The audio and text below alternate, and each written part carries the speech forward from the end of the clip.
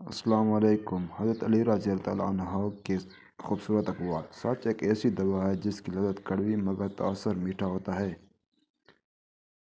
بے شک سب سے زیادہ ثواب ملنے والی نیکی احسان، بلا شبہ تمام کاموں میں نیک انجام والا کام صبر ہے۔ دوستی کا بھرم صرف وہ لوگ رکھ سکتے ہیں جن کے وجود میں سمندر جتنا دل ہو۔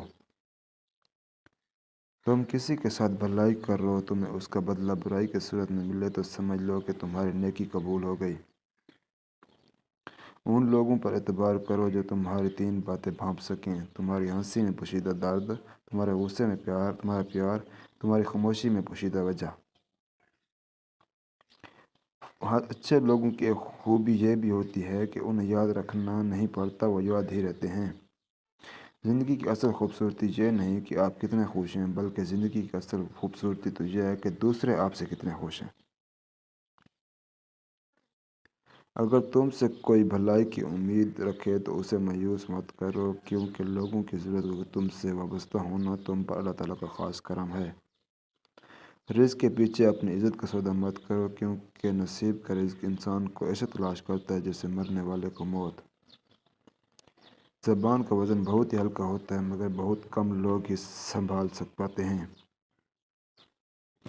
باشعور اور باضمیر لوگوں کے بیچ دوستی کا رشتہ خون کے رشتوں سے زیادہ گہرا ہوتا ہے۔ حضرت علی رضی اللہ عنہ نے ارشاد فرمایا، جب میرا جی چاہتا ہے کہ میں اپنے رب سے بات کروں تو میں نماز پڑھتا ہوں، اور جب میرا جی چاہتا ہے کہ میرا رب مجھ سے بات کرے تو میں قرآن پڑھتا ہوں۔ بدبخت شخص وہ ہے جو اللہ تعالیٰ کی اطاعت میں لوگوں سے خوفزدہ ہو اور لوگوں کی پیروی میں اللہ تعالیٰ کا خوف نہ کرے۔ کسی بھی شخص کا ایمان احکام شریعت کو تسلیم کرنے اور اطاعت خداوندی سے معلوم ہوتا ہے، اور آدمی کی عقل عفت اور قناعت کے ساتھ آراستہ ہونے سے معلوم ہوتی ہے۔ جو اللہ تعالیٰ پر ایمان رکھتا ہے وہ اللہ تعالیٰ کی حفاظت اور پناہ میں آ جاتا ہے، اور جو اللہ تعالیٰ پر کامل بھروسہ رکھتا ہے وہ اپنے تمام امور اللہ تعالیٰ کے سپرد کر دیتا ہے۔ بے شک اپنی ہر چیز اچھے دوست کے لیے قربان کر دو، لیکن کسی چیز کے لیے اپنے اچھے دوست کو قربان مت کرو۔ دوست سے سنبھل کر دوستی کرو، ہو سکتا ہے وہ کسی دن تمہارا دشمن بن جائے، اور دشمن سے سنبھل کر دشمنی کرو، ہو سکتا ہے وہ کل تمہارا دوست بن جائے۔ محبت اور دوستی، یہ دو چیزیں ہر طوفان کا مقابلہ کر سکتی ہیں، مگر ایک چیز ان دونوں کے ٹکڑے ٹکڑے کر سکتی ہے، اور وہ ہے غلط فہمی۔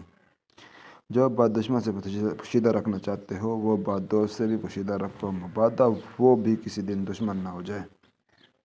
لوگ پیار کے لیے ہوتے ہیں اور چیزیں استعمال کے لیے۔ بات تب بگڑتی ہے جب چیزوں سے پیار کیا جائے اور لوگوں کو استعمال کیا جائے۔